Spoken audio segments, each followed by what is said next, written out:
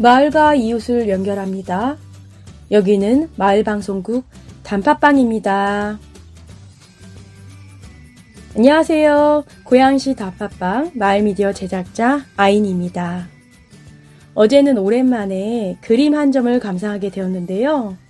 프리드리히의 안개바다 위의 방랑자라는 작품이었어요.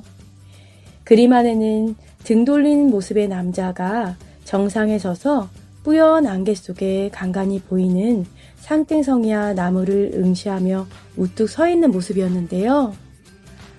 정상에 우뚝 서서 안개를 바라보는 그가 어떤 생각을 하고 서 있을까? 뒷모습이라 남자의 표정이 어떤지 궁금해지더라고요. 예술의 가장 좋은 점은 정답이 없다는 것이죠. 예술 작품에 대해 주관적인 해석과 다양한 감정을 느낄 수 있는 게 바로 예술의 매력이 아닌가 싶습니다. 바쁜 시간 속에서 잠시 숨을 고르고 나를 찾아보는 여행을 하는 건 어떨까요? 여러분 혹시 낭독에 대해 관심 있으세요?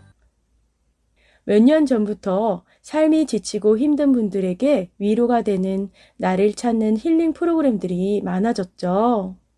독서부터 글쓰기, 자서전, 에세이, 예술작품 감상 등 다양하지만 오늘은 그 중에서도 낭독 관련해서 청취자분들과 만나려고 합니다. 저는 팟캐스트를 하면서 더욱더 낭독에 관심을 가지게 되었는데요. 제가 직접 쓴 글을 소리내어 읽거나 평소 내 가슴에 와닿은 글을 낭독하면서 저도 모르게 힐링이 되더라고요. 일명 셀프 힐링이라고나 할까요? 물론 이것은 저만 느끼던 것이 아니었어요.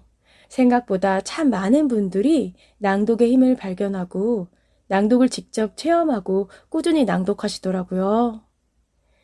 저희 단팥빵에서도 올해 3월부터 서혜정 성우님, 송정희 성우님과 북내레이터 강사님들과 함께 낭독의 시간을 가졌었는데요.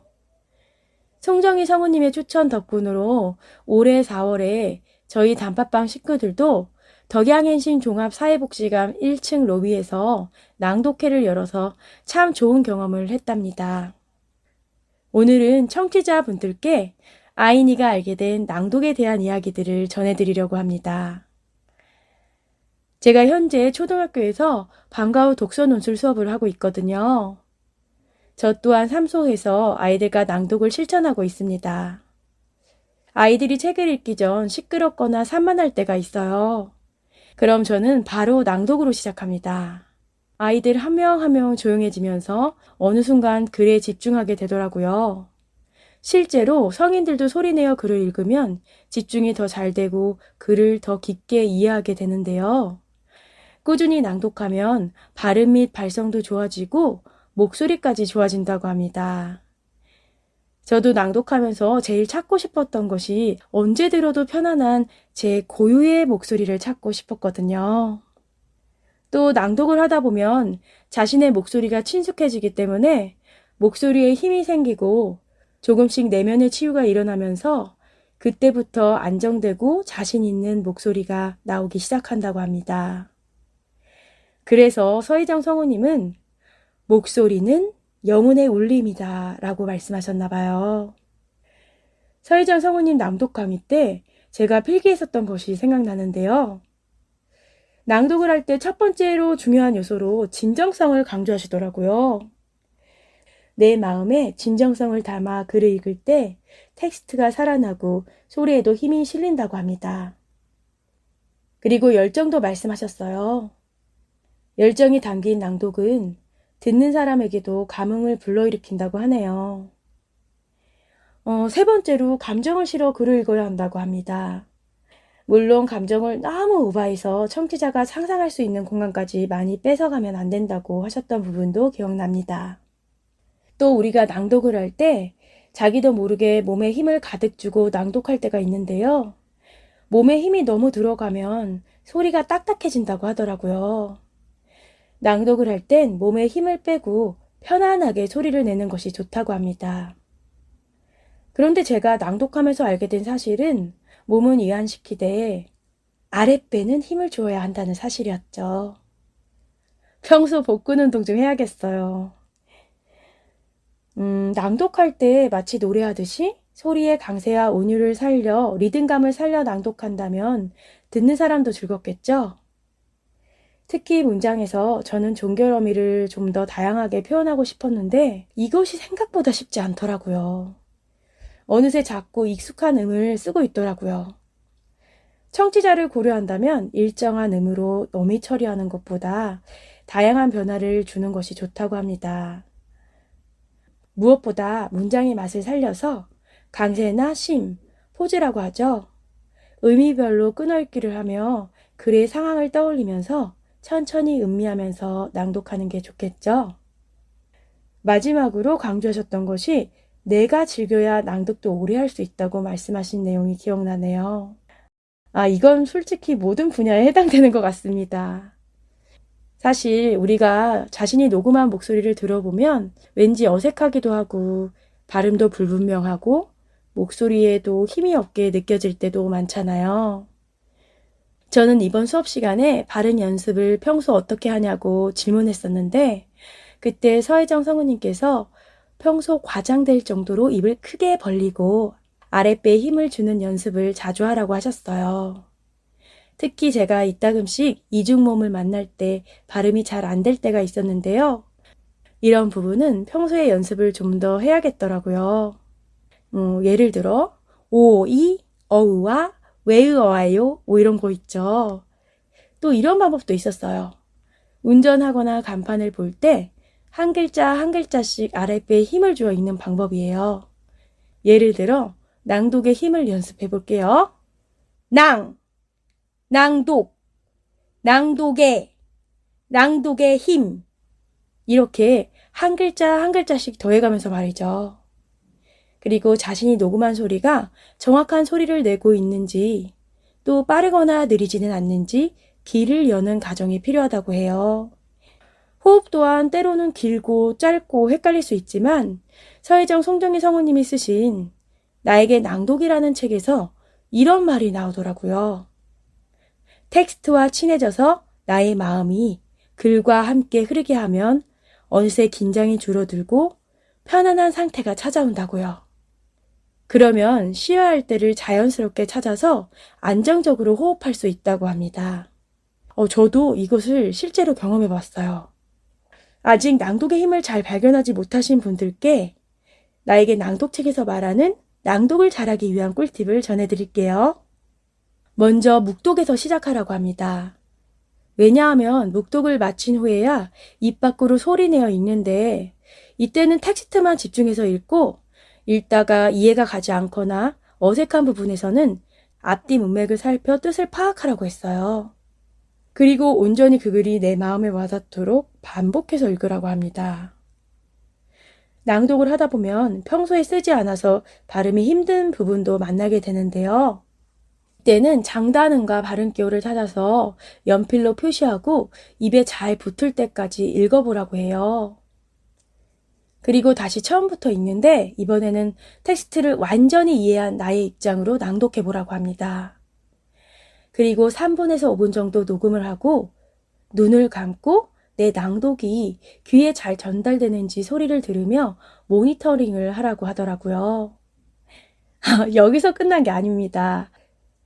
이번에는 텍스트에 눈을 두고 소리를 들어가며 내용이 맞게 잘 읽고 있는지 끊어 읽기와 붙여 읽기, 어색한 부분은 없는지 확인해서 다시 들어보라고 합니다. 만약 어색한 곳이 있다면 그 부분을 신경 써서 녹음하고 다시 들어보는 거죠. 결국은 텍스트와 친해지고 나의 마음이 글과 함께 흐르는 것이 핵심이었어요. 며칠 전 제 지인이 마음이 참 힘들다고 연락이 왔어요. 마침 제가 최근에 중국어로 낭독을 다시 시작했는데 거기에서 봤던 내용 중에서 마음이 지친 분들에게 위로가 될 것 같아 제 목소리로 낭독해서 그분께 보내드렸어요. 물론 번역해가지고요. 지금 이 시간 마음을 담아 낭독해 볼게요.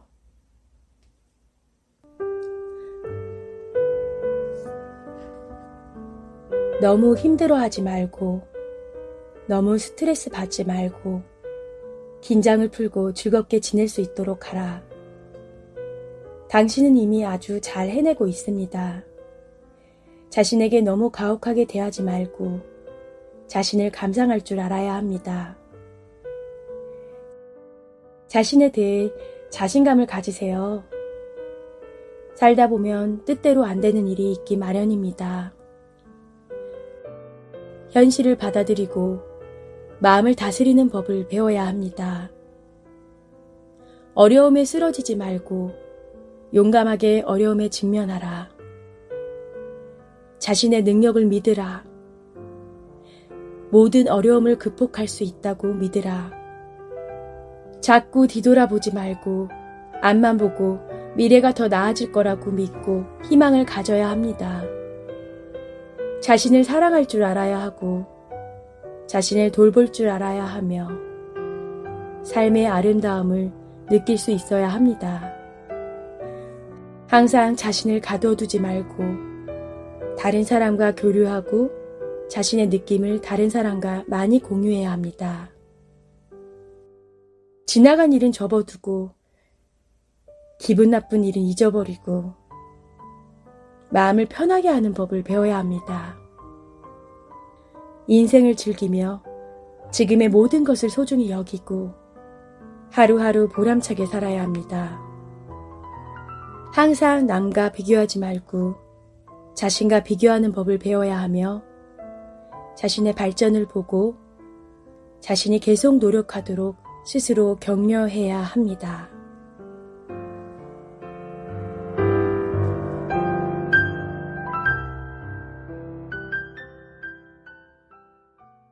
네, 어떤가요? 여러분도 여러분 스스로 격려하고 타인에게도 격려하는 말을 자주 하고 계신가요? 제가 청취자분께 드리는 낭독의 힘을 함께 느끼실 수 있기를 소망합니다. 마지막으로 제가 현재 가르치고 있는 초등학교 1학년 학생들의 귀여운 낭독하는 목소리를 들려드리며 오늘 방송을 이만 마치겠습니다. 지금까지 낭독을 삶 속에서 실천하고 있는 아인이었습니다. 날짜 5월 5일 날씨 너무나 따뜻한 하루 동물원 구경 엄마 아빠와 함께 동물원에 갔다. 동물원에는 사자, 호랑이, 코끼리, 부엉이